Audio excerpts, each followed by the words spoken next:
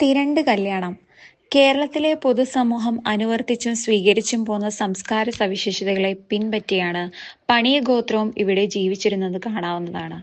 കേരളത്തിന്റെ ഗോത്രജീവിതത്തിന്റെ സാംസ്കാരികമായ എല്ലാ അടയാളങ്ങളും ഇവരും പിന്തുടരുകയും ചെയ്തു. ആചാരങ്ങളിലും അനുഷ്ഠാനങ്ങളിലും പരമ്പരാഗത രീതികൾ ഇവർ സ്വീകരിക്കുകയും സ്വാംശീകരിക്കുകയും തലമുറകളായി പിന്തുടരുകയും ചെയ്യുന്നുണ്ട്.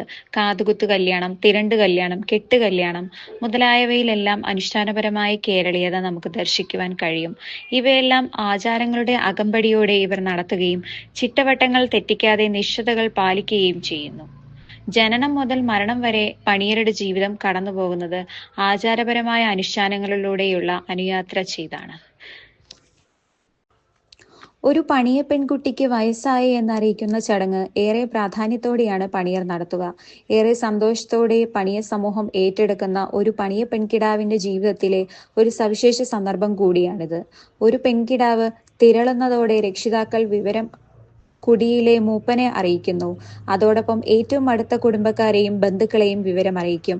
ചെമ്മിയും ഭാര്യയും കുടിയിലെത്തി വിവരങ്ങൾ തിരക്കുകയും പിന്നീട് വേണ്ട കാര്യങ്ങൾ നീക്കുപോക്കുണ്ടാക്കി തീർപ്പ് കൽപ്പിക്കുകയും ചെയ്യുന്നു.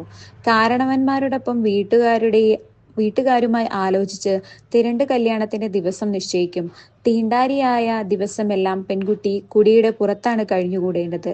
കൂടെ അമ്മയോ ചേച്ചിമാരോ കൂട്ടിരിക്കും. ഈ ദിവസങ്ങളിലെല്ലാം മഞ്ഞൾ ചേർത്ത ചോറാണ് കഴിക്കുവാൻ നൽകുക. ആദ്യത്തെ മാസമുറ വന്നാൽ 1-2 ആഴ്ചയ്ക്കുള്ളിൽ തിരണ്ട് കല്യാണം നടത്തും. ദിവസം നിശ്ചയിക്കപ്പെട്ടു കഴിഞ്ഞാൽ ബന്ധുമിത്രാദികളെയും സ്ഥാനീയരായ കാരണവന്മാരെയും വിവരമറിയിച്ച് ചടങ്ങിന് ക്ഷണിക്കുന്നു. മിക്കവാറും 7ാം നാളിലാണ് ചടങ്ങുകൾ നടത്തുക. ചടങ്ങിൽ പങ്കെടുക്കുവാനായി ബന്ധുമിത്രാദികൾ മറ്റു കുടികളിൽ നിന്നും എത്തിച്ചേരും. വെയിൽ ചാഞ്ഞ് സന്ധ്യയാകുന്നതോടെ ആഘോഷങ്ങൾ തുടങ്ങുന്നു.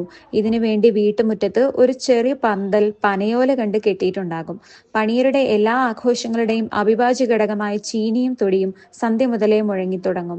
രാവേറെ ചെല്ലുന്തോറും തുടിയുടെ താളവും പണിയരും പണിച്ചുകളും വട്ടത്തിൽ നിന്നും നൃത്തം ചവിട്ടുകയും ചെയ്യും.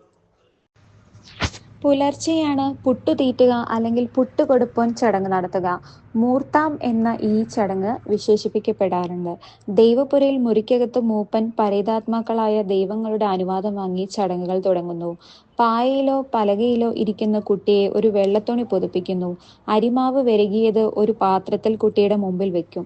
കുട്ടിയുടെ മുമ്പിൽ പുറംതിരിഞ്ഞു നിന്നുകൊണ്ട് കുറച്ച് പുട്ടെടുത്ത് പെൺകുട്ടിയുടെ വായിൽ വെച്ചു കൊടുക്കും. ഇങ്ങനെ 3 പ്രാവശ്യം ചെയ്യണം. പിന്നീട് ബന്ധുക്കളും സ്വന്തക്കാരും വന്ന് ഇതിൽ നിന്നും ഓരോന്നുള്ള പുട്ട് കുട്ടിയുടെ വായിൽ വെച്ചു കൊടുക്കും. ബന്ധുക്കളുടെയും സ്വന്തക്കാരുടെയും എണ്ണം വളരെ അധികമാണെങ്കിൽ ഈ വാരിക്കൊടുക്കൽ വെറും ആംഗ്യമായി മാറും. ഇതാണ് പുട്ടുതീറ്റൽ ചടങ്ങ്. അന്ന് ഉച്ചയ്ക്ക് ശേഷം ബന്ധുക്കളും കുടുംബത്തിലെ മുതിർന്ന സ്ത്രീകളും ഒന്നുചേർന്ന് പെൺകുട്ടിയെ കുളിപ്പിക്കുവാനായി കൊണ്ടുപോകുന്നു. മൂപ്പൻ ദൈവങ്ങളെ കണ്ട് അനുവാദം ചോദിച്ച ശേഷമാണ് ഇങ്ങനെ ചെയ്യുന്നത്. കുട്ടിയെ വീടിന് പുറത്തിറക്കുന്നതിന് മുമ്പ് മൂപ്പൻ അവളുടെ തലയിലും കാൽപാദങ്ങളിലും ജലം തളിക്കുന്നു. കുടിയിലെ കാരണവന്മാരും മുതിർന്നവരും ഇതേപോലെ ചെയ്യണം. ഏതെങ്കിലും പുഴക്കരയിലോ തോടിന്റെ വക്കത്തോ ആണ് കുളിപ്പിക്കുവാൻ കൊണ്ടുപോവുക. തുടിയും ചീനിയും മുഴക്കി വാദ്യക്കാരുടെ അകമ്പടിയോട് ഒരാഘോഷത്തോടു കൂടിയാണ് ഈ യാത്ര നടത്തുന്നത്. പുഴയും തോടും ഒന്നും ഇല്ലാത്ത ഇടമാണെങ്കിൽ ഏതെങ്കിലും കോണിലേക്കാണ് കുട്ടിയെ കൊണ്ടുപോവുക. കുട്ടിയുടെ തലയിൽ മഞ്ഞൾ കലക്കിയ ഒരു കുടം വെള്ളം മൂപ്പന്റെ ഭാര്യ ഒഴിക്കുന്നു. പിന്നീട് ശുദ്ധജലത്തിൽ അവളെ കുളിപ്പിക്കുന്നു.